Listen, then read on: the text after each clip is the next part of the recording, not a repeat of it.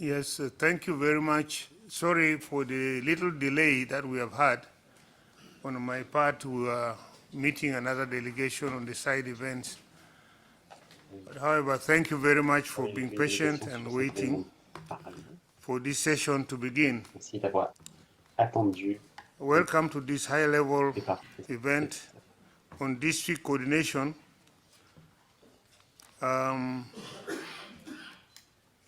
At the podium here, we have Engineer Hilary Onek, Minister for Disaster Management, Republic and Refugees, the Republic of Uganda. And next to me, I think I wish them each one to introduce themselves so that they can mention more elaborately themselves. I'm Businge Victoria Rusoke, the Minister of State for Local Government in Uganda, in the local governments where the refugees settle, right down to the villages. Thank you.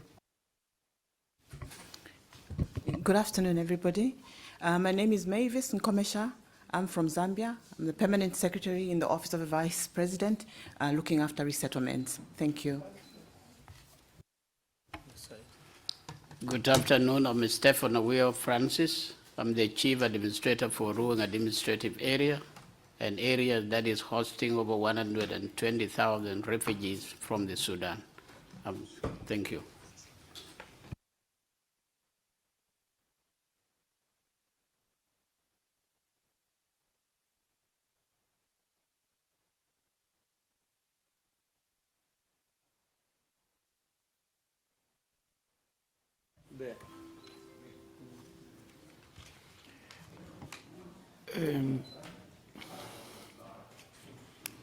Bueno, muy buenos días a todos, bienvenidos. Vengo como alcalde o mayor del municipio de San Benito Petén, de la ciudad de Guatemala, que les traigo un saludo a todos los que están aquí presentes. A través del modelo de ciudades solidarias, la Municipalidad de San Benito se ha comprometido abiertamente como gobierno local a la inclusión e integración de personas en contexto de movilidad humana, con énfasis en personas refugiadas y solicitantes de dicha condición en las políticas públicas, programas y proyectos. La municipalidad facilita el acceso a los servicios públicos de salud, de educación, capacitación, recreación, sin ninguna discriminación, entre otros servicios, tanto a sus vecinos nacionales, locales, como a todas las personas refugiadas y solicitantes de dicha condición de refugiado que residen en el municipio. En este año 2023, Petén ha recibido un aproximado de 350 personas refugiadas, de las cuales la mitad residen en el municipio de San Benito, el cual represento. Y a cada una de ellas se les ha brindado todos los tipos de condiciones que reciben nuestros vecinos que viven en nuestro municipio, que son nativos de nuestro municipio. Quiero manifestar que estas personas que llegan como refugiados, desde el momento que ACNUR les hace residir en nuestro municipio, son tomados como vecinos de nuestro municipio, en donde el calor humano, la empatía y la calidad de los guatemaltecos se les traslada a ellos para que no sientan en ningún momento que están en un lugar extranjero, aunque lógicamente jamás podremos compararnos a vivir como en el lugar que a uno lo vio nacer. Ante ello, les damos a ellos y los consideramos como hermanos sanbenitenses, como hermanos peteneros, como hermanos guatemaltecos, porque sabemos que a pesar de todo, lo principal que le debemos de transmitir es el amor y la calidad humana que deben sentir de todas las personas que residen en el mundo.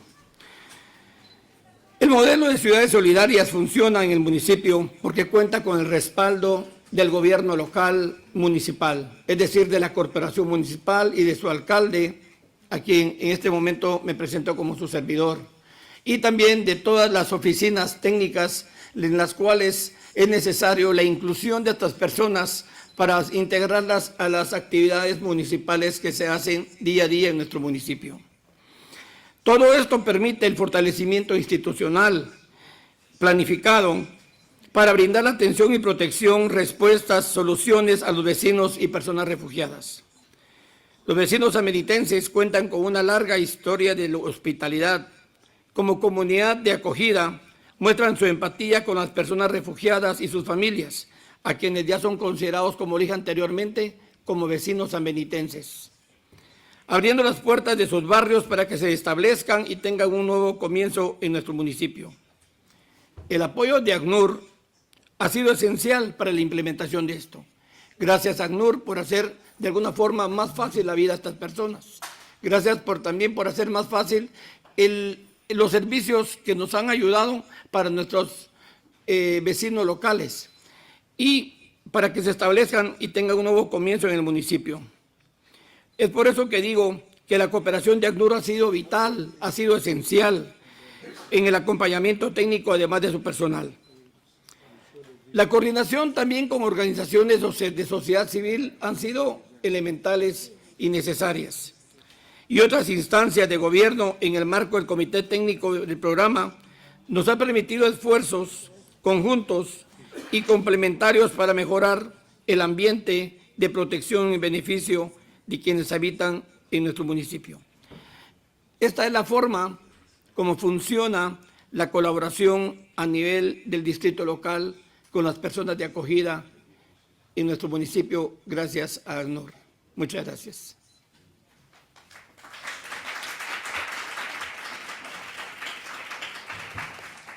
Thank you very much, our colleague from for explaining and describing the manner in which they receive refugees and handle them at the district level in their country. I would like to take this opportunity to also say the local government leaders are the immediate responders to the plight of refugees seeking safety and protection in their communities. My government keeps its door open. It works closely with the local authorities to prepare and facilitate the arrival of refugees. This has been the approach for Uganda, and it has been followed for some time now. Currently, we have over 16 million refugees, 1.6 million refugees, which are hosted at the various districts. And this type of welcome goes a long way towards helping refugees to navigate the realities of the new life. That the local government integrates refugees into local services. It is a conscious choice that made by the national and the local government to not create a parallel system of service delivery. This has resulted into improving services for all and has contributed to creating unity within communities hosting refugees.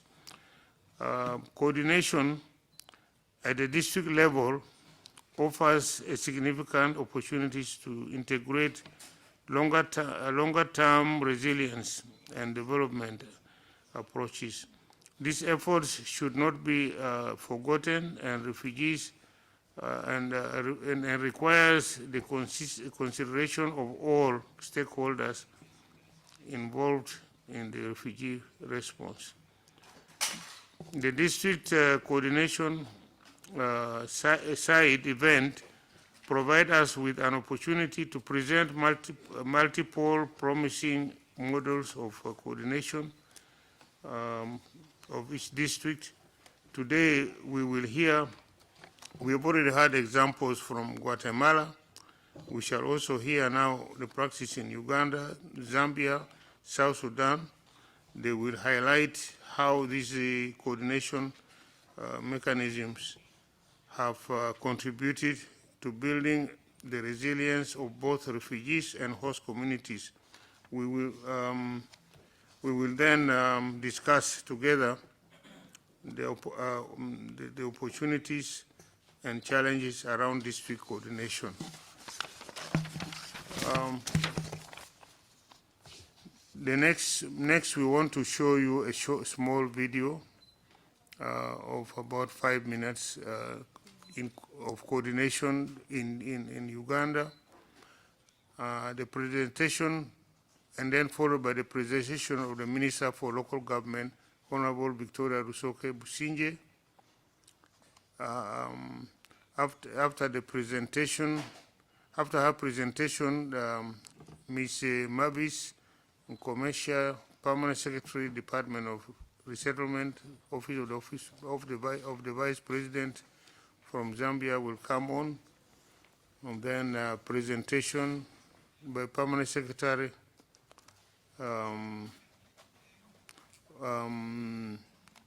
to hand over to Honorable Stefano Viu Malek, Government of South Sudan. Let's start, watch the film.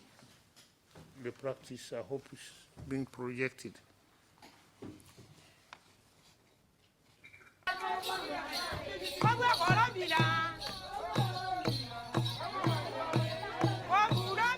By September 2023, Uganda hosted more than 1.5 million refugees across 13 districts, including Kampala. These districts are in the north, mid, and southwestern regions of Uganda. Refugee management in Uganda is under the mandate of the Office of the Prime Minister. District local governments are responsible for planning and delivery of basic needs of all those living in the district, refugees and nationals alike. The Office of the Prime Minister and district local governments work hand in hand to support refugees and host communities. My name's Peter Gift. We always have engagements with our counterparts from the local government who are from the districts, and we do engage in different levels. One is when it comes to joint monitoring of projects, we always come together, led by the district chairperson. They look at their perspective as a local government, and we come in with our perspective also as a refugee settlement. They also call us for the district planning as part of the incorporation of refugees into the planning processes of the different levels in the country. District local governments are often the first to respond to refugees' needs. In Uganda, refugees have access to the social services and participate in planning and decision-making at national and district level. Policy has provided us a lot of opportunity, and this is the basis of building peaceful coexistence. Districts are at the center of coordination of education, healthcare, climate action, and livelihood services to refugees and host communities.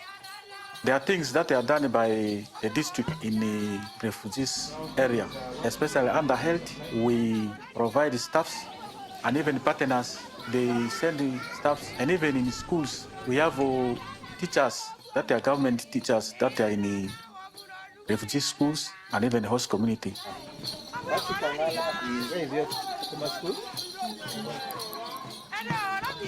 Our partners give us the enrollment data.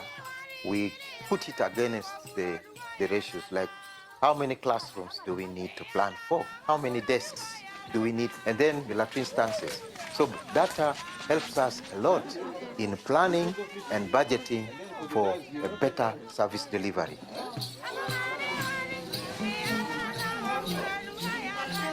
We provide a platform for every partner to participate. That is the Health and the Nutrition Coordination Committee.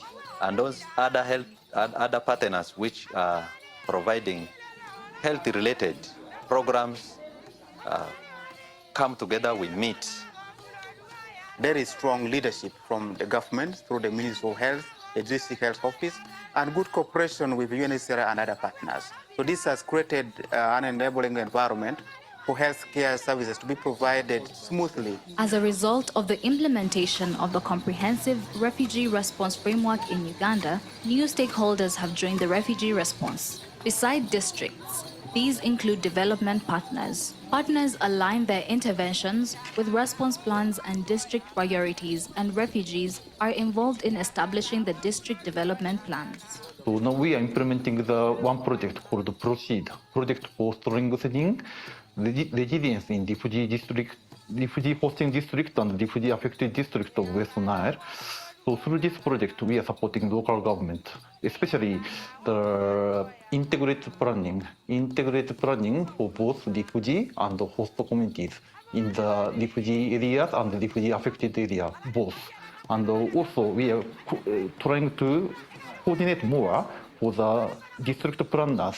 We established the District Planners Forum in West Nile region. And since we introduced that coordination, there's smooth management and there's smooth coexistence. The country is striving to make these refugees self-reliant, to make them benefit from all government programs. In 2022, the District Engagement Forum was established as a national arrangement for CRRF implementation in Uganda. The forum brings the technical and political leadership of all refugee hosting districts together. The District Engagement Forum discusses refugee-related issues and represents the view of the districts in national and district-level coordination meetings. Uganda continues to put the voices of refugees and host communities at the center of decision-making. This is key for a sustainable, effective, and accountable refugee response.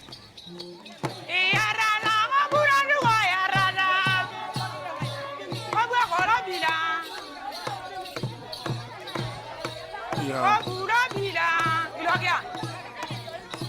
Thank you very much.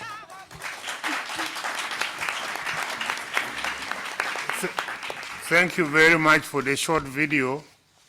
And really, our target is to help the refugees, to ensure they are rehabilitated, they get back to humanity, and to also empower them to be able to really take care of their lives and enable them to be better leaders when they go back to their countries in order to maintain peace and harmony amongst ourselves. At this stage now, I want to call the Minister for State Local Government of Uganda, Honorable Victoria Rusoke Businje, to present her brief speech, and then before we move on. Thank you. Thank you very much. Before I embark on my summary speech, I want to recognize the spirit of His Excellency, the President of the Republic of Uganda, the General Yoweri Kaguta Museveni, because his people-centeredness and memories of how he survived in exile is a good return, that once you treat someone well, if he gets better, then can improve on your lives as well. That's why there is an open door system, and we join hands to support the issue. Uganda has all the ingredients to make district coordination work. Strong history and culture of welcoming refugees. We host over 1.5 million refugees located across 13 districts. We are the largest hosting country in Africa. Progressive and unique approach to refugees management. The legal framework allows refugees freedom of movement, the right to work, establish a business, own property, and access national services, including primary, secondary education, and healthcare. Global leaders in our approach to peaceful coexistence and local settlement of refugees with the host communities. Our refugees and host communities use the same health centers, and children attend the same schools. In dedicated refugee settlements, refugees are provided with plots of land for housing and cultivation, as my colleague minister emphasized in the morning. Demonstrated commitment to making it work. In 2020, the government of Uganda included refugees in the resource allocation formula for refugee hosting districts, leading to a 97.1% increase in the refugees hosting district allocation. District leadership in Yumbe has been engaging in cross-border meetings with the leadership of South Sudan to promote peaceful coexistence. The district chairperson of Yumbe is present. Law and order are maintained both in refugees settlements and host communities through community policing. Refugees are involved in district planning, generating priorities, joint monitoring, and interagency coordination. Partners at the local level work hand in hand. Refugees district local governments, government ministries, UNHCR, and partners in Uganda help to implement nationally agreed strategies at the district level. So there is bottom-up approach, top-bottom, so that everybody knows what's going on. There is strong interministerial commitment in Uganda. Priorities of refugees are being meaningfully considered, integrated in the planning process. At the sub-national level, refugees hosting districts, local governments are integrating refugees. You'll accept that in the interest of time, I will be summarizing. This supports integrated planning and coordination that is indiscriminatory in service provision, so people get equal opportunities in the services. Participation of refugees and host community has increased over time. Refugees and host communities are actively involved. They love one another, and that is the mindset change we emphasize in order not to escalate injury on people who have already been stressed in their country. District Engagement Forum, DEF, is an entry point to help strengthen participation. In Uganda, we are practicing decentralization. So since the districts have all the authority to manage each and everything, refugees are inclusive. That's why in their plans, they include them in prioritizing and decision-making. Challenges to promoting district coordination and social cohesion exist. About 94% of the refugees live in settlements alongside host community members. With your support, what next? Other countries should follow Uganda's inclusive approach to refugee management at the local level, including how refugees leadership structure mirror governance at the district level. We don't want the refugees to come and think they have different laws governing them. So alongside of sensitizing them, their leaders take to emphasize that they must maintain law and order so that what happened and caused their coming doesn't escalate again. This is a model that should be supported. Refugee hosting and transit districts require support. For example, as the refugees flow to Uganda, they fire and walk through Kigali, they walk and walk through our own district of Kisoro. So these districts should be considered, involved, so that they know and can join hands in the management. Inclusion of refugees in the comprehensive plan for service delivery without discrimination requires additional technical and financial support, proper investment in settlements, especially private sector. So, with all that we need in the country, we don't discriminate refugees. And the DEF, the inclusion of the district management, has helped a lot to create inclusion, peace and acceptance, integration, and togetherness. And our refugees, when you interview them, they feel like not going back to their host countries. So it is in this spirit that in this global forum, we emulate the spirit of Uganda of involving the districts, involving the lowest local government administration to do the same to the refugees, to include them in decision making. But along the way, there are things we must emphasize. Service delivery in our country trickles to the grassroots. So there is no water for refugees and water for the local communities. There is no school for the refugees and school for the local communities. There is no food for the refugees and food for the local communities.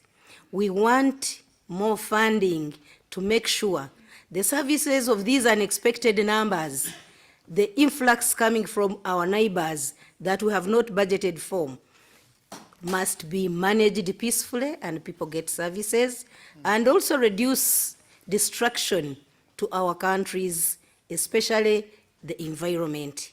You can't prohibit people from cooking, they must cook, but to cook they must cut a tree. So the 3 areas of emphasis is funding towards the food, helping the refugees to participate in food growing, to help the services enlarge and accommodate the unplanned for numbers. Like last year in the month of August, we got almost half of the total number of refugees we have coming from Zaire and Sudan. You can imagine some schools have to study in shifts, and the collaboration that we are doing is helping because we are on the ground. Periodically, quarterly, we monitor. And this is what I found in Kitagwenda. So I want to implore all of us to adopt this model of collaboration so that everyone knows. In the Ministry of Education, the planning includes refugees. In the Ministry of Agriculture, as Honorable Bright Rwamirama talked in the morning, he's acquainted with every inch of need of the refugees. That's why he was emphasizing food. In the governance, in the Ministry of Local Government, we are in charge of governance. We make sure our leaders, the district, the parish, the villages are acquainted in peaceful coexistence and good leadership to maintain peace and stability. Thank you, Minister. Thank you, Minister.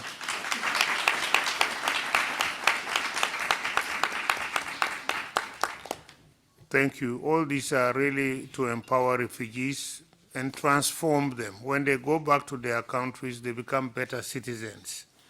We actually are proud to say a number of presidents have emerged in some of our sub-region who were previously refugees in Uganda. They are now presidents in their countries. There are a number of them. So we really elevate them to be responsible citizens. Thank you very much. Now I want to give this opportunity to our sister from Zambia, Ms. Mavis Nkomesha, the Permanent Secretary, Department of Resettlement, Office of the Vice President. Please kindly go ahead and address the congregation. Thank you very much, Moderator. Distinguished guests, may I just adopt all protocols already observed. Like most countries that are speaking here today, and many countries that are sitting in the auditorium, planning in Zambia is done at various levels of the structures of governance in our country. We start from the lowest, which is the ward level, to the constituency, to the district, to the provincial and national levels. And all these plans feed into our set priorities, which are in our National Development Plan, which is our guiding strategy for the nation.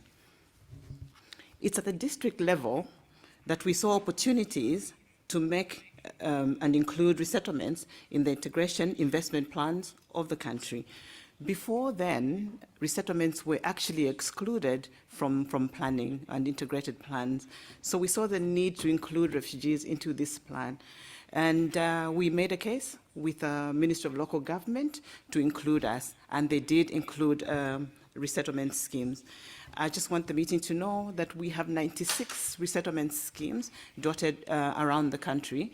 The biggest scheme, which is Maheba and houses refugees, is about 48,000 48,000 hectares, which is very, very big, and that makes it very difficult to manage, including the other resettlements that are dotted in the country, like I said before.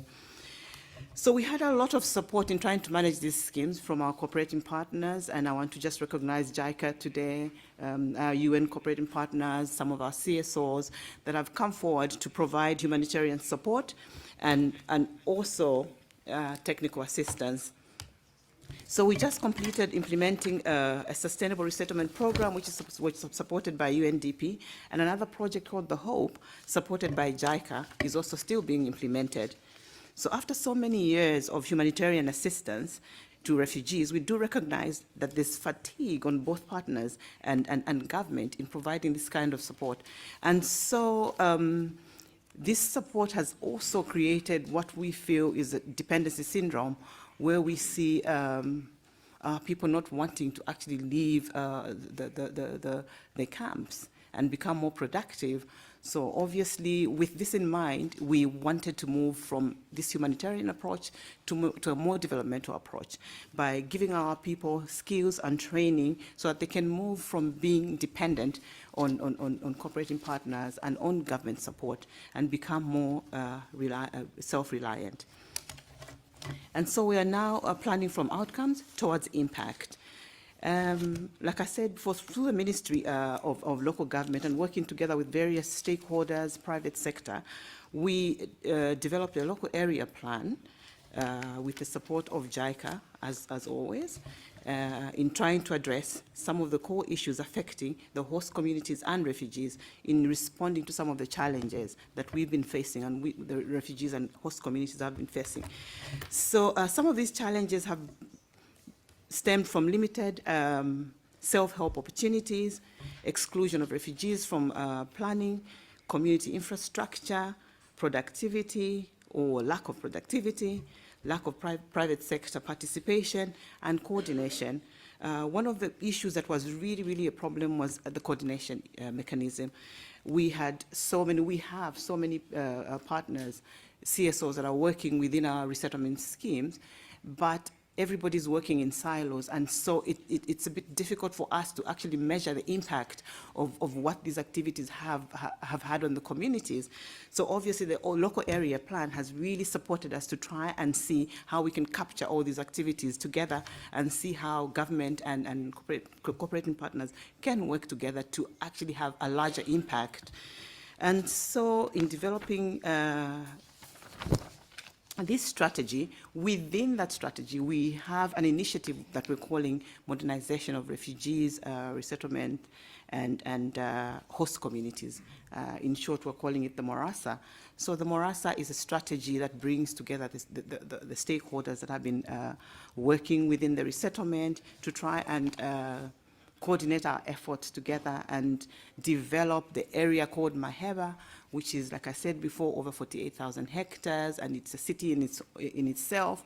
So we're hoping that with this, we will be able to actually improve coexistence and cohesion, and again, integration also, which has been a problem. I know that there's been a lot of suspicions between the local host communities and the refugees, because whenever you see cooperating partners giving us humanitarian support in the schemes, the host community feels it's actually government that's giving all that support to a community that they feel is foreign. And so there's a lot of complaints. But by bringing them together to coexist in one plan, under one integrated plan, we have seen that cohesion is improving. We've had refugees living in our country for over 50 years, and they speak our language. They have become Zambians, and I think most of us know that Zambians are very, very friendly people. We're very welcoming people. We've hosted refugees from 1940s, from ages before political refugees have been in our country. Like Uganda said, some of our presidents today in Africa have lived in Zambia. So we've hosted a lot of different refugees in our country, and so we continue with nothing. We are a poor nation. We have debt on our heads. I'm sure most of you have heard in the news, or if you're listening, that we are debt-ridden. But with the little resources that we have, we're able to share with those that come to us for refuge, those that run to us. We're willing to help from the little resources that we have. We share. So having said that, the district coordination efforts of Maheba Plan speaks to roles of stakeholders in promoting social cohesion and relationships, promoting trust between host communities and refugees, shared responsibilities, shared accountabilities, shared vision, shared resources, and inclusive participation. It's very easy when we say inclusive participation. We are so used to sitting in our desks, in our offices, to plan around figures, around numbers. But the reality of it, when you sit with these refugees and you're looking at their faces, when they're included in the planning, the emotion that they put to it, it gives them value, it gives them status, it gives them a sense of belonging. So when we're planning and you're looking at somebody, it gives you a whole different perspective on how much you need to put in to support that inclusion. So when we talk about inclusion, it's really emotional, it's personal, because you're looking at a fellow human beings. I know that all of us in here, with what's going on in this world, are potential refugees. Anything can change any day. So it's important that when we plan, we put a human face to it. And that's what we are doing, to include the refugees in our planning processes. Well done. Thank you so much. Thank you so much. And Thank you very much. Can I get Thank a minute? you. Can I get a minute, please? Yeah, thank you. Just to say that we have also included our refugees in access to some of the financing, the CDF finance that we have actually, these finances are sitting at the constituency level. We have refugees now sitting on ward development committees and making decisions about the projects and programs that will support their well-being in these resettlements. They are also getting support in agriculture implements to support them to try and produce food for themselves. We also have gone ahead to actually build smart villages for our refugees who have lived in houses that are not resilient.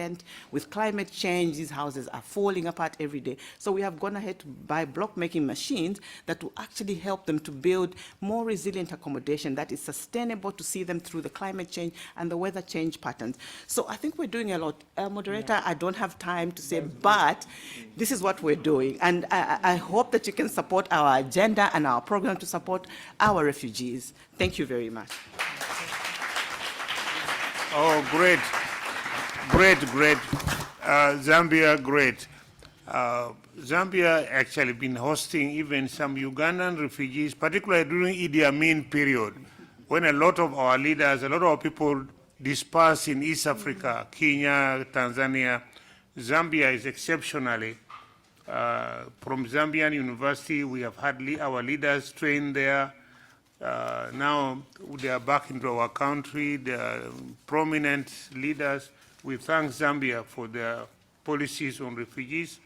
They've done very well over the years. We appreciate Zambia. Thank you. Thank you.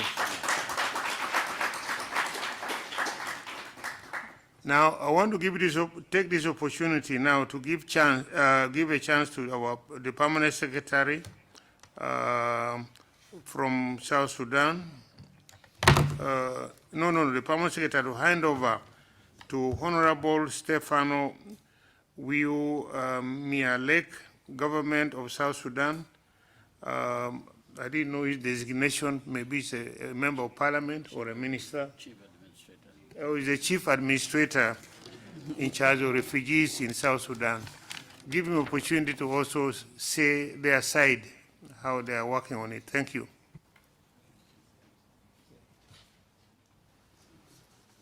Thank you, moderator, and excellencies, ladies and gentlemen.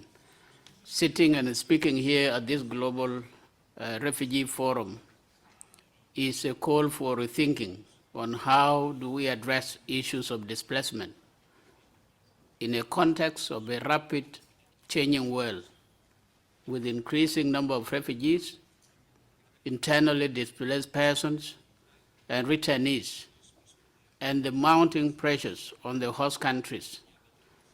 A shift from traditional response to strengthening humanitarian development and peace nexus is urgently needed.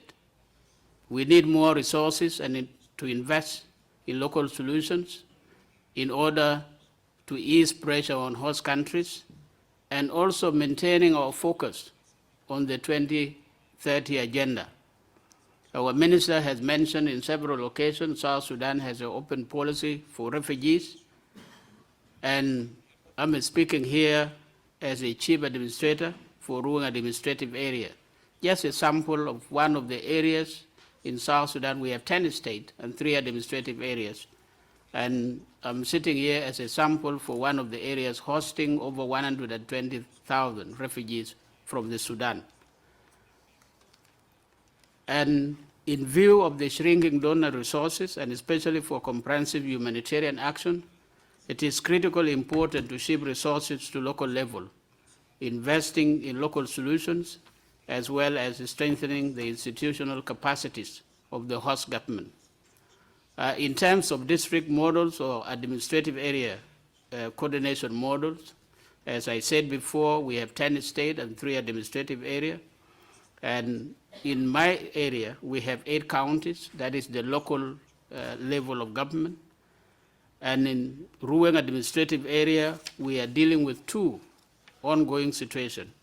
One, the protracted refugees in Ajuongta, Pamir, and Yida, where we are hosting these 120,000 refugees. And secondly, our preparedness and response to the situation or to the Sudan crisis north of our border, where we have more influx of the refugees and returnees. Immediately after the Sudan crisis, my administration set up what we call emergency task force team, led by the government of Ruang administrative area, co-chaired by UNHCR, as a multi-sector approach with representation from all partners, line ministries, and sector lead. The key purpose of this was to focus on security at the border and also mobilize and consolidate different capacities and resources of our government and partners to provide coordinated and effective response for the refugees and returnees. Also, our strategic development plan for 2022-2023 has clear priorities and actions. Key importantly here is the inclusion of the needs of the refugees in our strategic development plan, such as access to land, and our strategic development plans also call for aligning sector priorities in terms of delivering basic services to the host and refugees communities. UNHCR and partners have also been part and parcel of this process. They have been involved in the design and the planning. And this is the first example of its kind of refugee inclusion in local government planning in South Sudan. And as Ruang administrative area, we will continue to enhance this process and deepen inclusion of the refugees as we go forward. In addition to our own government efforts, we appreciate key role played by other development partners. For example, the support to our government through World Bank's window for host communities and refugees, with the 6 projects that are to be implemented under this window this year. In terms of coherent synergies and coordination, because this is where we emphasize so much as we work toward this, World Bank, UNHCR, and the government of South Sudan are setting up a coordination group under this project, and this will include the local government at that level, line ministries and partners for effective implementation of the projects at local level. In terms of areas of partnership and social cohesion, at the local level and in our context, the most important partnership is with the refugees themselves and the implementing partners. Together with UNHCR, we have set up different mechanisms such as peace committees and joint courts that include the refugees and host communities and representatives of the local government in order to foster social cohesion. It acts as a platform to resolve problems between the host and refugee communities amicably. Another key pillar for social cohesion, and this is what I need to emphasize, is building resilience and self-reliance of the refugees and the host communities through agriculture and economic livelihoods. We have provided as a government 8,000 hectares of land to the refugees for farming. Together, the refugees in Ruang administrative area are having access to land, participating in agricultural production, contributing to building local economy and markets. Similarly, host communities have free access to education and health facilities supported by UNHCR and other partners in the refugee camps. This mutual exchange has contributed to building social cohesion between the host communities and refugees, and thanks to UNHCR for sustaining and coordinating these entry points. 3 entry points for peace building: agriculture, education, and health. We have partnerships with all humanitarian and development partners on the ground, including the private sector. However, for us in South Sudan, the private sector base is still very narrow, and hence developing and catalyzing private sector financing to build resilience and self-reliance of the refugees and local communities is highly critical. What are some of the key challenges in all these areas of coordination at that lower level? Is the huge influx of refugees and returnees and the absorbing capacity of the government and partners in terms of sufficient resources, technical and institutional capacity of the government to meet the needs of the refugees and the host communities, the status of the healthcare system and the need for strengthening it, moving towards a kind of mechanized farming from traditional farming is something that we need to look into, and how can that increase food production for the refugees and for the host communities, as well as widening access to educational space, shared space, where we have the hosts and the refugees learning together. Addressing such challenges is critical for refugee inclusion and integration. The GRF pledges, which my minister have announced in a number of panels, they are ambitious, and we are still working to expand on this. One is looking at solutions and peace building that we have said before, and education as well. We are looking at areas of jobs and livelihood through agriculture and investing in agriculture. Issue of climate change and environment, statelessness, protection capacity of our government, because it's a primary responsibility for us to provide protection and security to the refugees. For the government of Ruang administrative area, investment in education, healthcare system, economic and livelihood activities, and institutional capacity are key priorities that we will be taking forward with our partners. It is our commitment that we go forward on this journey with refugees and local communities in South Sudan, and particularly in Ruang administrative area. And I hope those of you sitting in this room will also step forward and join us with your expertise, support, financing, and resources. Thank you so much.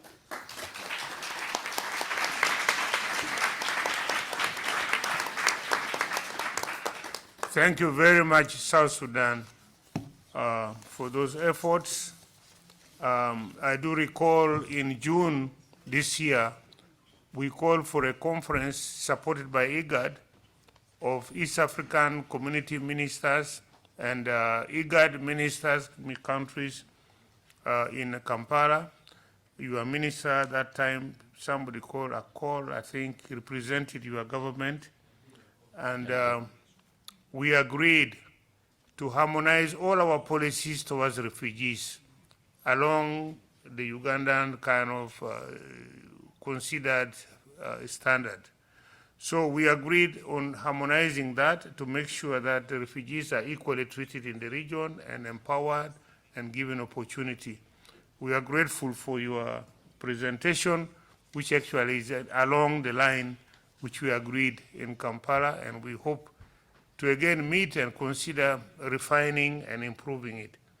Thank you very much.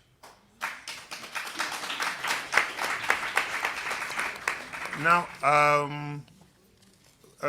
we now would wish to give chance for discussions.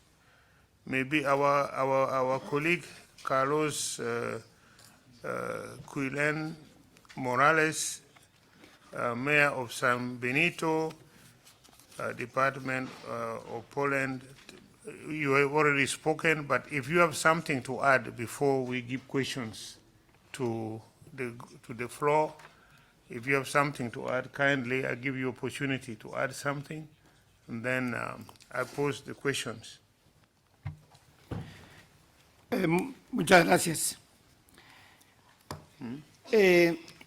Yo creo que el hecho de compartir este panel en este momento con estos presentadores, amigos del sur de Sudán, de Uganda, de Zambia, países africanos, de un continente bastante grande, pues es asombroso el ver y escuchar la gran cantidad de refugiados que han acogido en sus países, aún con sus limitantes económicos.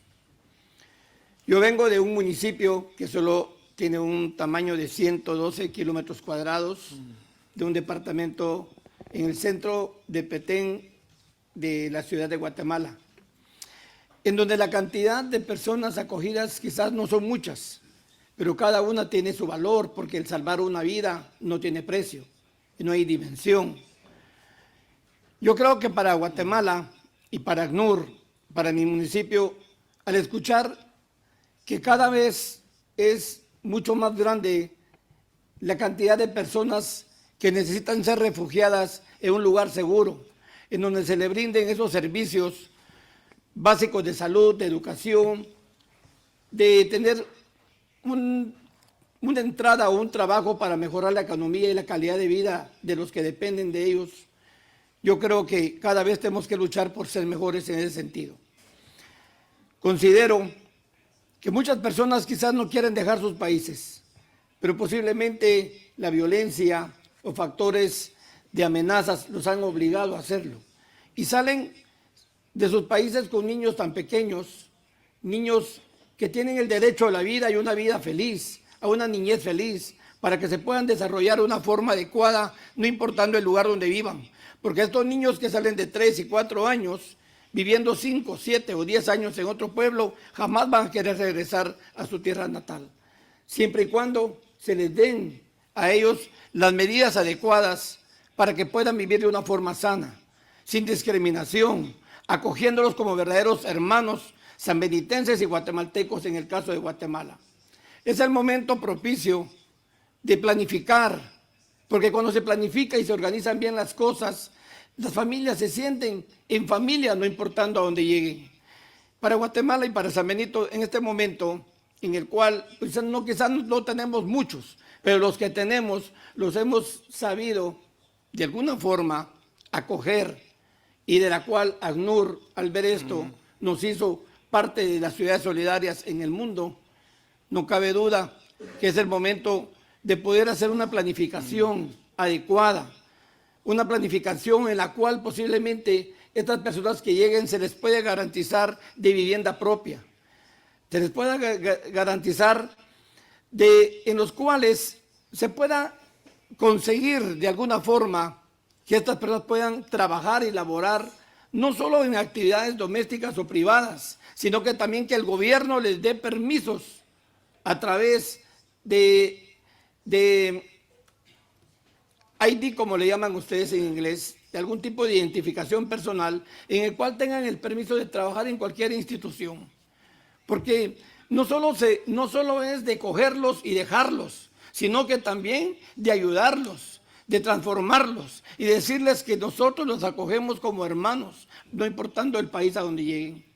Guatemala no es un país rico también, pero tenemos esa calidad humana, tenemos ese corazón, porque sabemos muy bien que los migrantes salen no porque quieran dejar el lugar donde están, porque quiere mejorar las condiciones para sus familias. Cada mes recibimos nosotros 400 personas que son deportadas de México y de Estados Unidos, que quizás no llegaron al sueño americano, como se llama allá. Pero esas personas que en su momento salen del país hacen un abandono de familia, en donde la desintegración familiar solo conlleva que esos niños que quedan solos se metan posiblemente en el mundo de drogas, de delincuencia, porque no hay quien los pueda orientar y educar como es en el seno de un hogar. Yo quiero felicitarlos a los países presentadores el día de hoy acá y los exhorto, le pido a Dios que los bendiga, que le dé realmente a ellos más recursos para poder acoger a tantas personas que necesiten. La clave del éxito de nuestro municipio ha sido eso, el servicio. Y perdonen que me extienda un poco más, pero viajar miles de kilómetros para venir acá y exponerles esto para mí es muy importante. Si nosotros cuidamos la salud de la educación de las personas con quien convivimos, vamos a ser mejores cada día. Muchas gracias.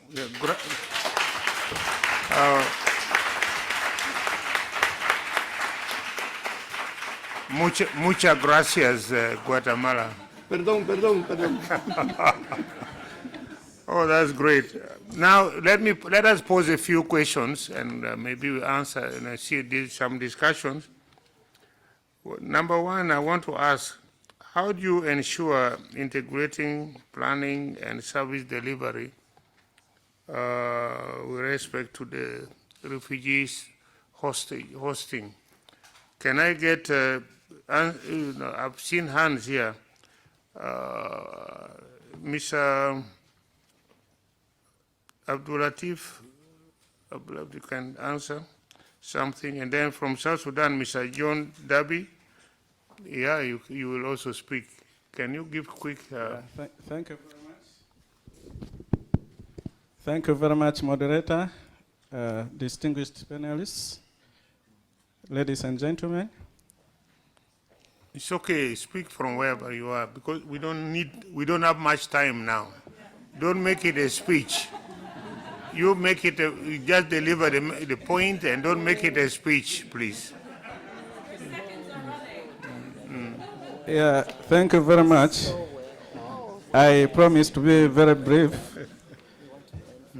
My name is Abdul Muttalib Aseko. I am the district chairperson of Yumbe District Local Government, a district in Uganda. And I'm here representing the district chairpersons of the 13 districts in Uganda that are hosting refugees. And this is under the District Engagement Forum.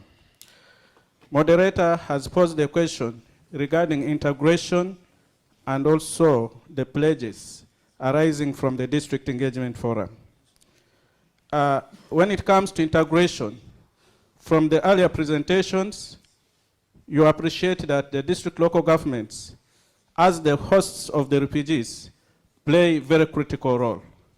However, regarding integration, I want to say that one of the things that has given us a strong foundation regarding integration is the enabling policies and the laws our country has put in place. That is the decentralization policy, which gives powers to district local governments to plan and also appropriate resources. The enabling policies and the laws is one important thing that we look at in regards to integration. Secondly, I am also looking at the robust coordination structures that we have in the district and also in the office of the Prime Minister. We have at the lowest levels, the local councils at village level, at parish level, at sub-county, and also at the district level. We also have the legitimate leaders, the elected leaders of the refugees that are called the refugee welfare committees at village level, at a parish level, at also sub-county level. These structures and the leaders meet when it comes to planning to look at what are the priorities in the host communities and what priorities do we have within the settlements. And this helps us to ensure that we integrate and consolidate the district budgets to cater for all those that are involved. We also have other structures like the program working committees. We have the inter-agents where NGOs, all the NGOs that are working within the settlements and the Office of the Prime Minister and the district local governments coming together to look at refugee issues, what is happening and how we can respond to some of the gaps that are involved. And these inter-agents meetings are held almost after 3 months on quarterly basis. So these are issues that we think pertain integration. Moderator and the distinguished guests, I also want to address myself on the pledges from the District Engagement Forum. We may say that they are pledges, but I want to commit that these are commitments from the districts, because the pledges as regards Uganda were already read by the Honorable Prime Minister in the main engagement yesterday. Under resilience and the reliance, our pledge, or our commitment as local governments is to mobilize the landlords to support refugees through land provision for individual and block farming. Because right now we are looking at... Oh, thank you. Okay, thank you very much. Thank you for the brief speech. I'm now calling the next person, Honorable John Dabi. Can you speak? Even you can speak from where? But now the people have to look at you. Okay. Yes. Excellency, the moderator, first of all, I want to register my sincere thanks to Uganda, because Uganda is hosting the biggest number of our population in South Sudan. Thank you so much. In a follow-up, I wanted to add what Chief Administrator of Ruang Administrative Area has stated. Really, our context is slightly different. And I want to register the fact that we're dealing with 4 pillars instead of 1.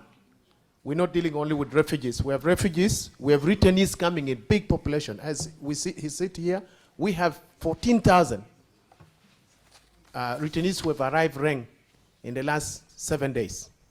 And this needs to be transported to the state level.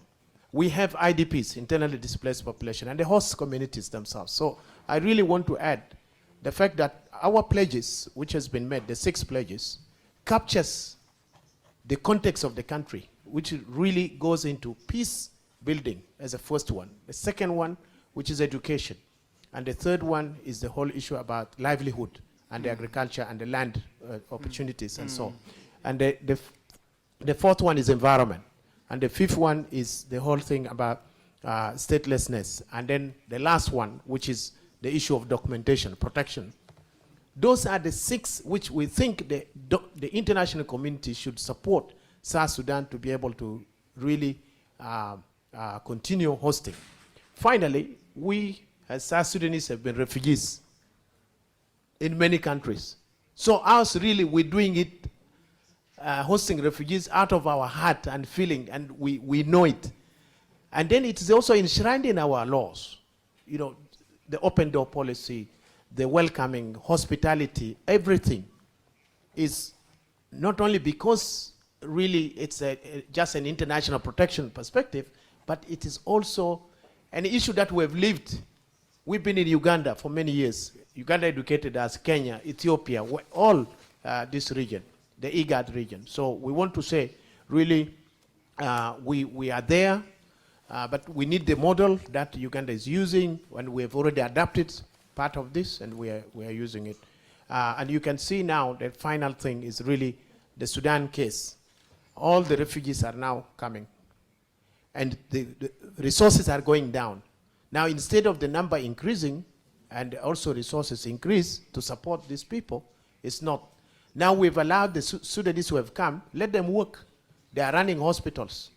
Those who are professionals in the accountancy, in the health, medical, all this, they are there. The minister mentioned it in her speech.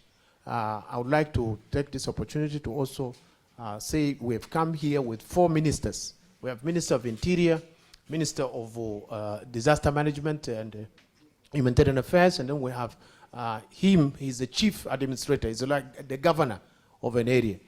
And then the Minister for Interior is the leader of the delegation. Thank you. Thank you very much. Thank you very much, the two who responded. The bottom line of our intervention, it doesn't necessarily follow the same structures, government structures, but the bottom of all these are basically humanity, empowerment of the refugees, and then human development, making sure the human development should become really, the humanity is entered them and they go back to their country, they are better human beings. I think those are the fundamentals. How you do it in that direction, that'll be good. Thank you very much. Can I ask for 1 minute? Now, can I ask a second question? How are the refugees included in the district process? Can 1 or 2, anybody put a voice there? Thank you, Your Excellencies, honorable ministers in the House, all the participants. My name is Peter Gift. I'm a Refugee Welfare Council, chairperson of a settlement called Rhino Camp Refugee Settlement, and a member of the Refugee Engagement Forum that works together with the District Engagement Forum. I'm an evidence of the Uganda policy as a community leader representing all our population, or the 1.5 refugees in the country, with the praise that nothing works for us without us. So we are always involved as a refugee community. We are involved in this coordination. First of all, I will say that I am from South Sudan. I'm a refugee from South Sudan, and I've been hosted in this country for a number of years. We want to appreciate the government of Uganda for all its best policies, its good practices, and we want to say that as we all, as human beings, we all know that nothing will satisfy us on this earth. We shall always walk through challenges. With all the best policies that Uganda has in place, of course there are challenges that refugees are going through, but we appreciate them for the 60–70% that they have done.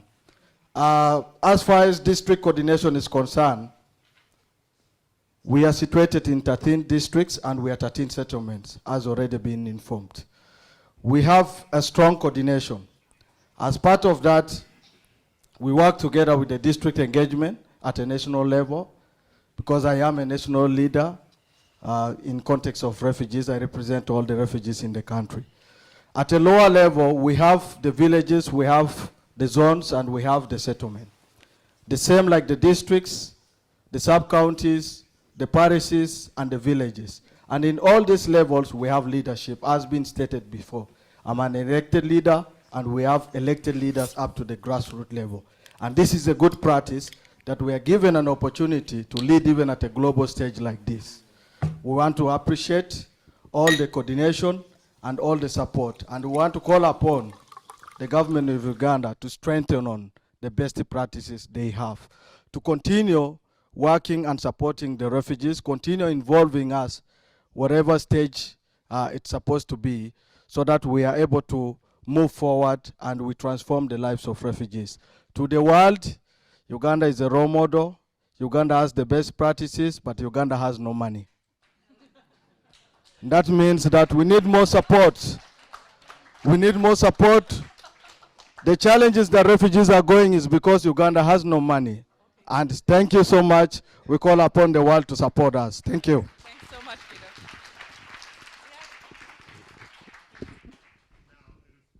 Refugee representative is now speaking. Uganda has no money. So donors, be kind to support this program. Not for us, program. For the people who are facing similar challenges of displacement. It will be very helpful. Thank you very much. Now let me call Ms. Azia Taha, Thank you. refugee advisor. What do you advise, sir? Well, first looking at the time, and I feel the tension in the room, so I plan to say something, but I'll put it in my pocket and I'll just say what comes up in my heart. My name is Yattaha, and I'm a Syrian refugee living in Norway, and I'm here as a part of the Norwegian delegation as a refugee advisor. I'm from Syria, from a small, peaceful village in the countryside of Aleppo. Moved to Damascus, studied there for a few years, and 2015 I found myself in Norway, a culture, a country that's so different from my own. The first days were so challenging. I felt so lonely. Then I realized I'm new here and I have a new life. I have a new chance. I should use it. I started participating, volunteering in the local organizations, and the doors were open to me.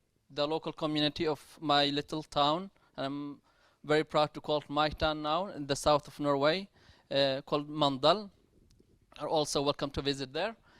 The doors opened for me to be part of the decision making when regarding activities that includes us refugees. And my recommendation to you is that you look at us as refugees, not only as a burden for the community, but as contributors. We have so much to give, and we have the will to do that as well. Thank you. So we are future colleagues, we are friends and neighbors and teachers in the future. So please give us the chance to contribute and to give back to our new communities. Thank you so much.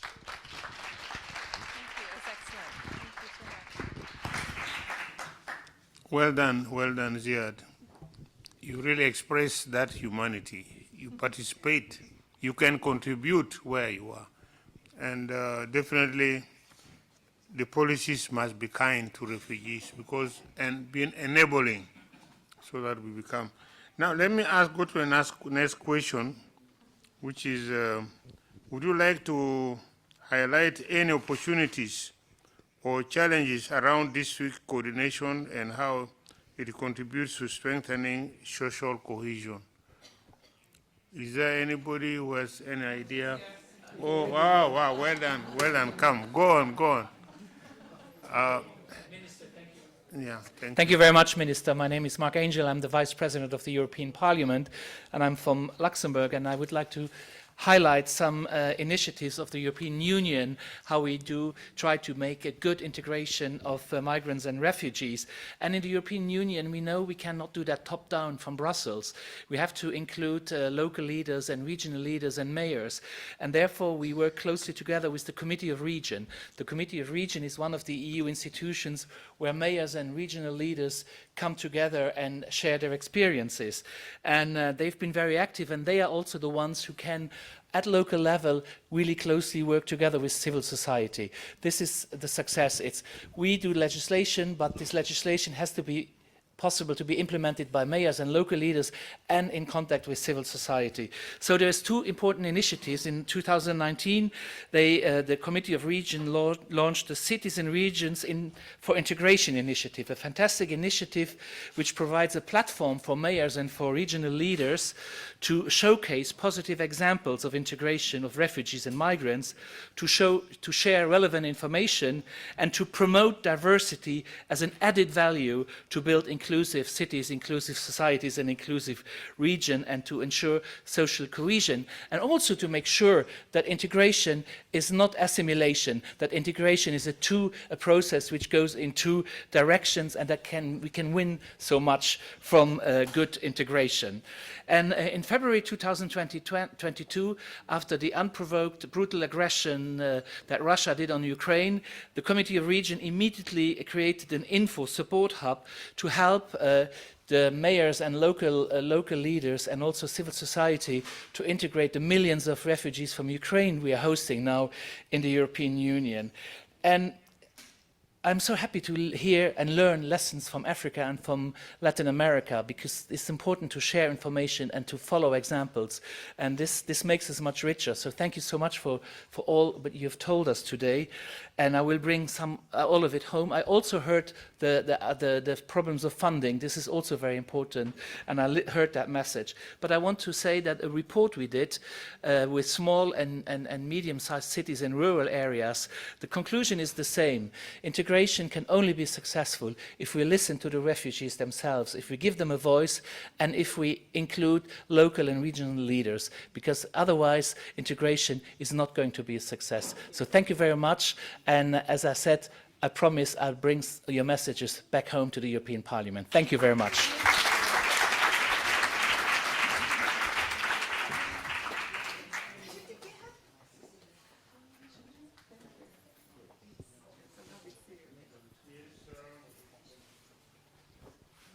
Is Madame Patience Chiara around? Can you also give your few observations, your remarks? Thank you.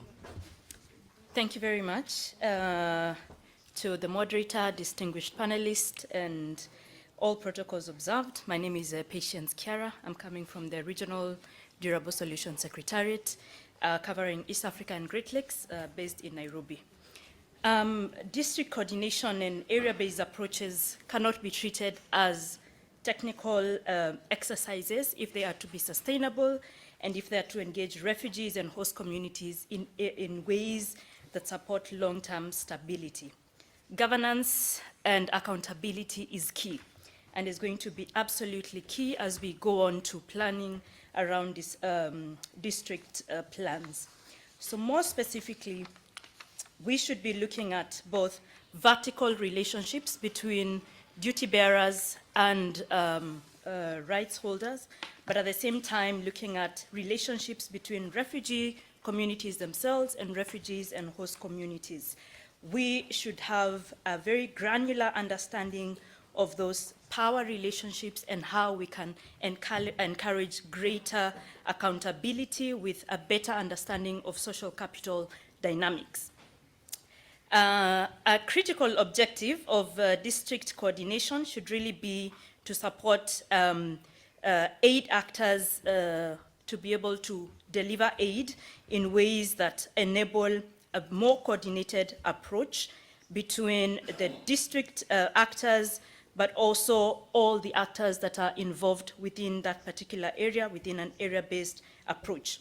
We've seen situations where an aid project is very projectized, making it very challenging for local authorities to be able to operate. So for instance, a primary school in Krebibaya has 5 different funding sources, which makes it very hard for local authorities to coordinate. So we really should also be looking at integrated financing models at the local level that place local authorities at the center and aligning to local development plans. The minister in Zambia talked about measuring impact, and I think as I end, I really want to emphasize this point because we should be looking at what impact we are making as we go along and having a common logical framework around which to measure the impact of the work we are doing is absolutely necessary. Thank you very much. Thank you very much, Chiara, for your submission. Then let us hear from the ILO, Stephen Opio.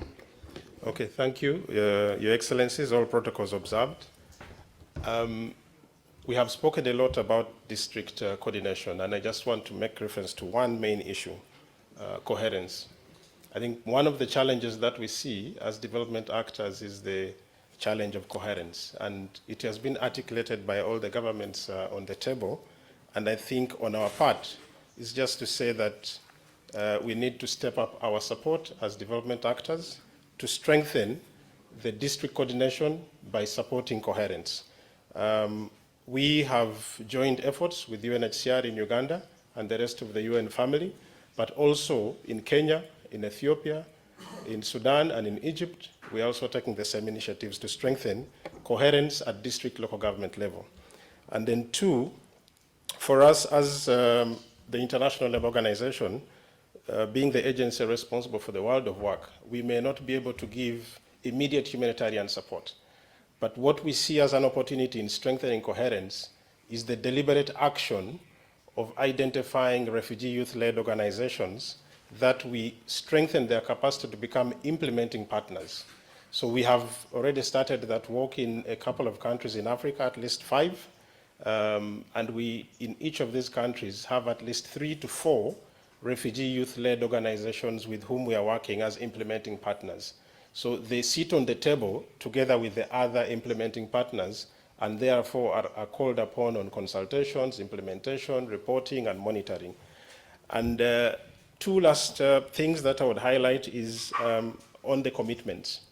I think on the side of International Labour Organization, we would want to commit ourselves to scaling up our support to the district local governments through the ministries responsible for refugees and local government, to strengthen the coordination at district local government. In countries where the CRRF is active, we are happy to commit ourselves on the district local government plans that are inclusive of refugee response and how we can support the financing mechanism of those district local government plans to include refugees. I thank you.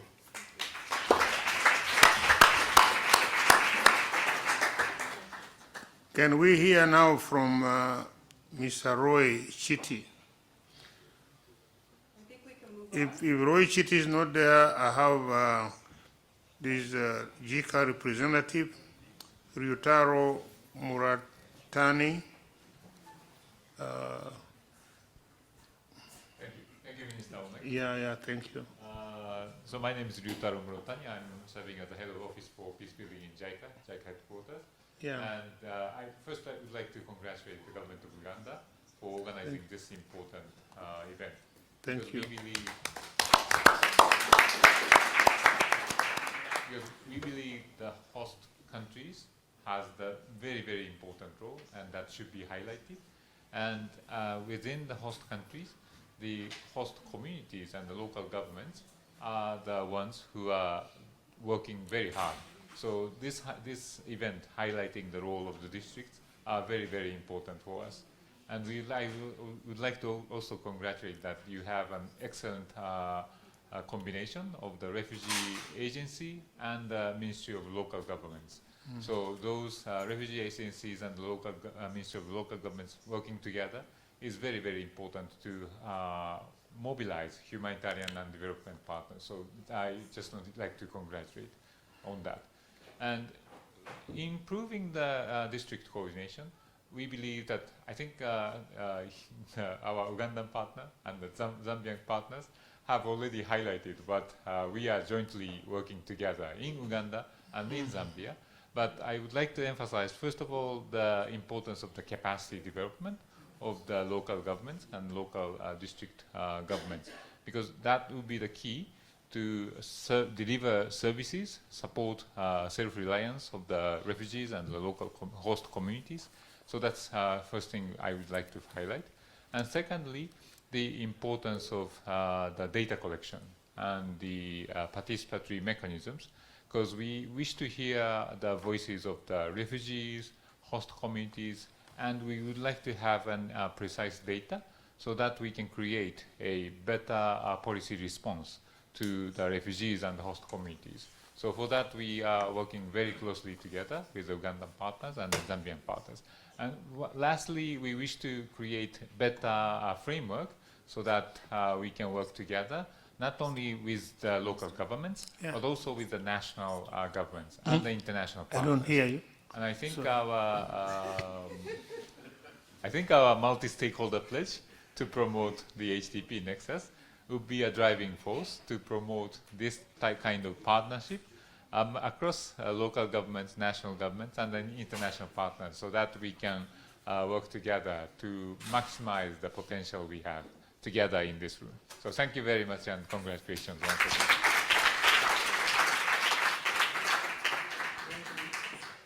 Thank you, JICA, for your partnership. I know we've been partnering with you also in Uganda. We really appreciate. Now I'm calling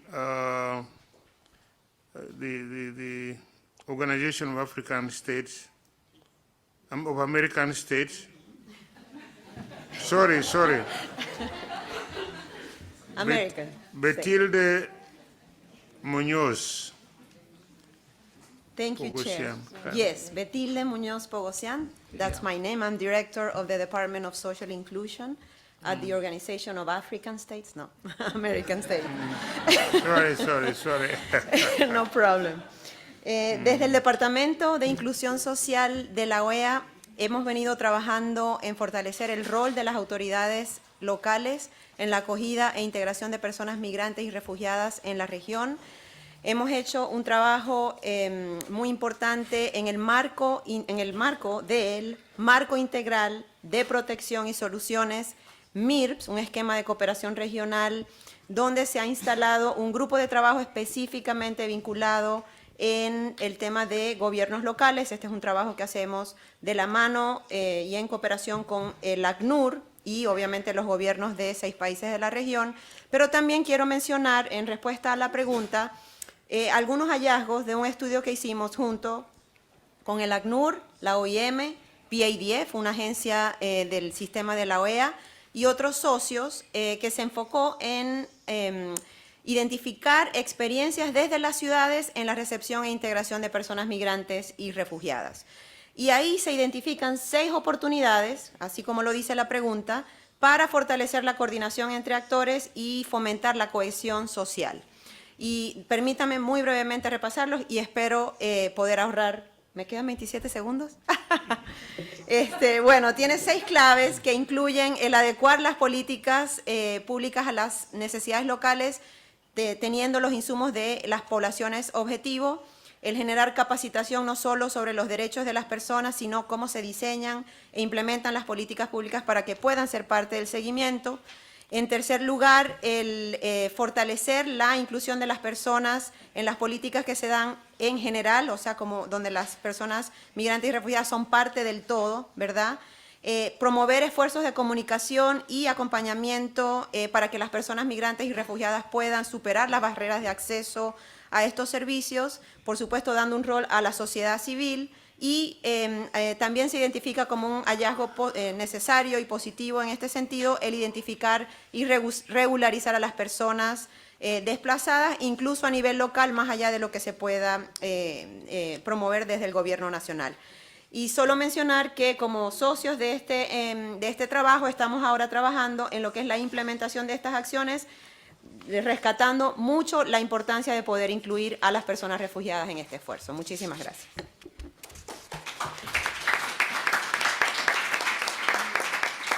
Muchas gracias again. Yes, someone representing Uganda Red Cross Society? Oh, the private sector. So my list is confused, so you can... Welcome, private sector. Can you... Thank you. Thank you. Yeah. My name is Olive Ashimwe. I'm the Regional Director for Business Growth Services at Ingomoko. We are an impact investor and social enterprise across East Africa. And yes, private sector. So what does private sector need to be part of this planning? I'll speak to it in 4 terms, and for sure if we have private sector in the room, there are more to that. One of them is data and evidence. Private sector speaks to why does it make sense? Why should I care if I'm private sector? What is the repayment rate? What is the impact? What is the return on investment? So we need evidence, we need data from these communities. Then 2, private sector also needs invitation to these conversations. Because if they're not invited, then they don't understand. And invitation alone is not enough. It's also, once they're invited, do we speak the language that private sector understands? So forget about all the complicated English words. Does it make economic sense? Is it viable? Is it impactful? Is what the private sector would like to understand when they're in the room. And then to our partners, very much enabling partners on the government side, is the balance between security, perceived security, and providing opportunities. We have amazing hosts such as Uganda. It's also seeing, okay, when a new pool of refugee displaced communities come in and we provide an opportunity, we leave out the competition of resources because these communities come in as equal contributors. So private sector needs to have that confidence that we are not looking at these communities as dependent, but also equal contributors. Thank you very much.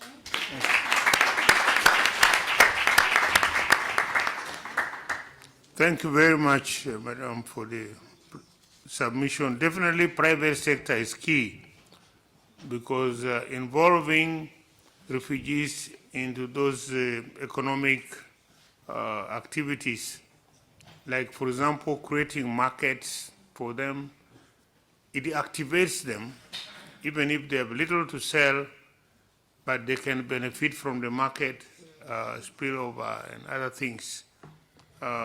It is a way of also creating them to move towards the economic path and build themselves. We have seen that where refugees are, markets really are very active. And who are participants, they are also participants in the market. And I think that their participation is very, very crucial. So thank you, private sector. You are not in the list, but it's good that you have come. Oh, okay. My list is not included. So let me ask you for the final question. Just some closing remarks. Huh? Just some closing remarks. Closing remarks now from. Because what is needed for the private sector to strengthen self-engagement at the district local government, I think our speech already covered that. Now I give the panelists opportunity to summarize, to give their appreciation of your contribution and see whether they've learned anything from there. I start from my brother from Guatemala. Can you say something?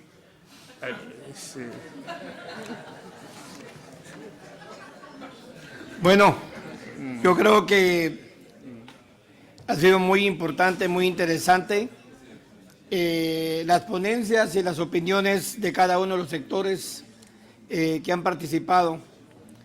Pero hay una conclusión que todos vemos, que es muy importante el sector privado, es muy importante que los donantes puedan evaluar cómo incrementar sus aportes hacia los países que tienen a estas personas en acogida.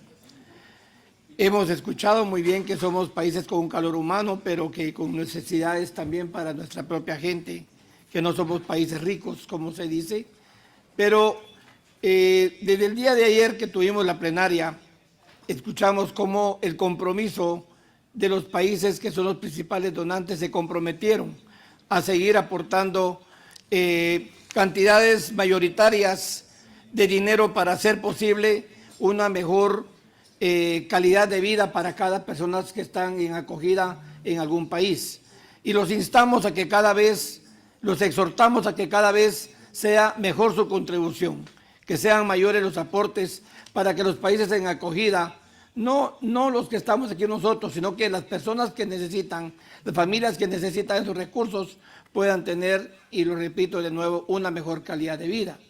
Nosotros, al menos hablo por este caso por Guatemala, pero no tengo la menor duda que en los países de Zambia, Uganda y de Sudán y de cada uno de los países que tienen personas en acogida, estamos con todo el deseo de seguir contribuyendo con ACNUR, con estas personas que necesitan mejorar sus condiciones de vida, mejorar un lugar donde vivir y mejorar prácticamente un lugar donde tengan mayor seguridad para poder convivir con su familia.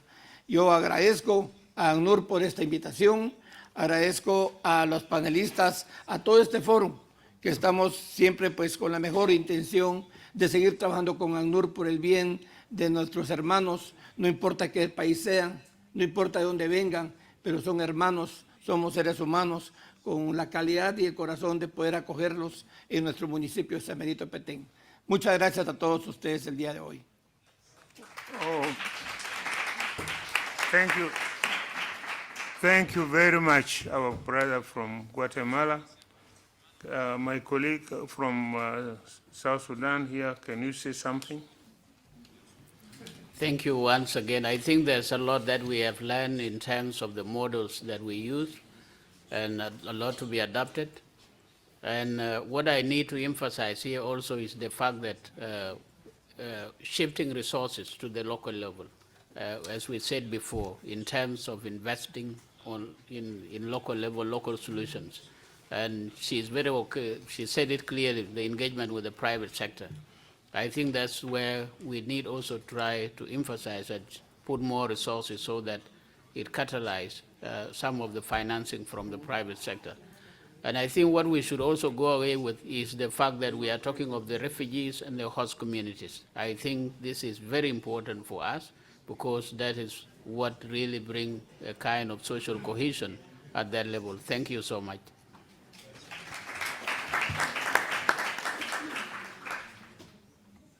Yes, maybe our sister from Zambia, you have done a lot towards the refugees. Can you say something? Thank you so much. Thank you so much for coordinating this meeting today. I think all of us have learned something, especially ourselves from Zambia. I think that one thing that I want to take home today is the engagement with private sector. I think in our planning, really, we did leave out the private sector, but realized very quickly that they were very important partners in development, and we needed to take them along. If we needed to broaden our resource mobilization initiative, we needed to bring to the fore the private sector, because we are aware that government cannot create jobs on their own or create opportunities on their own. But if we take along the private sector, I think that we'll be able to do much more together, because private sector is looking for opportunities as well. And we are an opportunity that's been ready to be exploited by private sector for the longest time. In Zambia, we have the land, and we are hoping that we can partner with the private sector to exploit the usage of that land and become productive. We're looking for private investment in our schemes to support not only job creation, but also productivity in the scheme. So we have developed a business a plan that speaks to that. I know you're talking about data, and that business plan has allowed us to engage with the private sector in Zambia, because of course you need credible data, and we are aware that we also need to raise awareness, speak to the public about what we're doing and what we're doing to support refugees. The other point is to actually listen to the refugees that we're planning with. Even when we include them in our planning, sometimes we have the numbers and they come to the meetings, but we don't listen. So obviously for us, the take home is to listen to what they're saying to us so that our planning can be done better. So that's my take home today. But lastly, to all that are sitting here today, when you're planning in your various countries, please do not forget the African refugee. They're there, they're suffering, and they need your support. Thank you. Wow.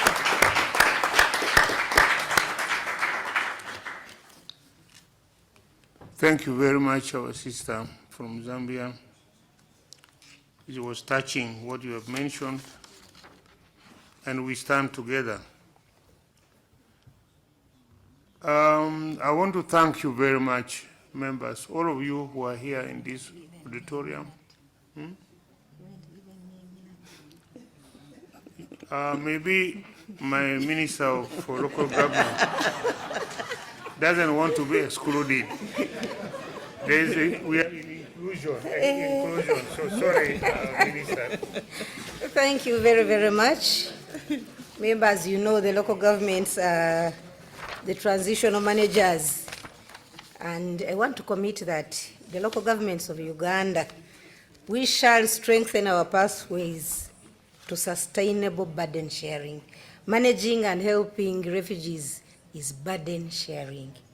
So we shall play our roles. But allow me to emphasize that if we are to help these refugees, we must be realistic. That there is an imbalance between the influx and the enlarging number of refugees and the facilitation. Over the last years, there has been a dwindling and reduced facilitation in terms of everything. And now, if we are to help these people realistically, they are our own blood, they are human beings, respect their rights, and to make things happen. And if they are to go back, they go back not the way they came. They go back when we have added value to them. There must be realistic funding, and I do pledge, I know on behalf of all these countries, because each speaker has been lamenting and expressing the need to cover that gap. So I pledge and request for increased funding so that the core needs of our refugees are met, even if it's not 100%, but there is realistic improvement, and the host countries also add on. The issue of food, the issue of education, especially skilling. We have a great role model, tactic, and strategy, which you must emulate. I wish you could visit and see how we are endearing skilling of the women, of the youth, both refugees in school and out, including our own. Health, because of the influx of refugees, which come undetermined and unplanned, the health sector is also wanting. And lastly, education, the infrastructure, and other needs. We struggle to add on as host countries, but realistically we need an improvement. And I know with the big heart that you have been doing, our cries will be answered too. I support you and pray that the Lord enables us to sustain and help our colleagues in the need that they didn't create. May God bless you. Thanks, and I want to thank the organizers for all this. We have evaluated ourselves. We have seen where we are coming from. We have seen where we are aspiring to go, and I thank you. May we sustain it. God bless you.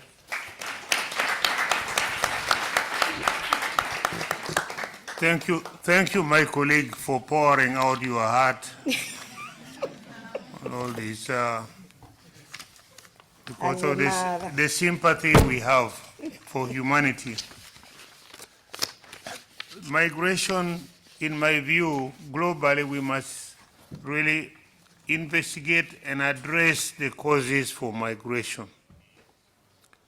I remember my colleague from Guatemala was talking about humano. Yes, I agree, that's human. Human beings are migrating with children, some are drowning, some are getting stuck on the wires of boundaries. They are being, they're reduced to even to a level where they are less than animals. It is something about humanity that we must think about. It can be you are equally a human being. It can be you, can be anybody. So really, we must address and see that those sufferings are eliminated. One of the major things which our governments all over the world must do, provide safety to human beings and give them opportunity. They will thrive by themselves. They don't need you anymore as government. Once you have provided them peace and opportunity, finish. The rest will take care of, will just take off. We have seen it happening when there is peace in a country. So really, those are our plea, and we have plead to those governments. Really, if you are a ruler of a place, you must know that all there are your subjects. Don't discriminate them because they look different, they are different color or different languages. They are all your people, subjects. They are all your boss. You are in charge of them. Enable them, let them be there, and let them thrive. I think we need, I don't know, but maybe lack of maturity in leadership in the world. I don't know. We need to get things changed. We need a direction change. Humanity are the same. Humanity are the same. Their needs are the same. Everything is the same. They don't need more than that. In your quest for power, please respect and give safety to your citizens so that they can stay home and even thrive developing your country. The country cannot be developed by just only a section of people. It is the whole population must put their hands together and they must develop. The potentials are many. So I want to thank you by really listening to I'm not a good speaker maker, so I just said anything. I said my feelings, so just,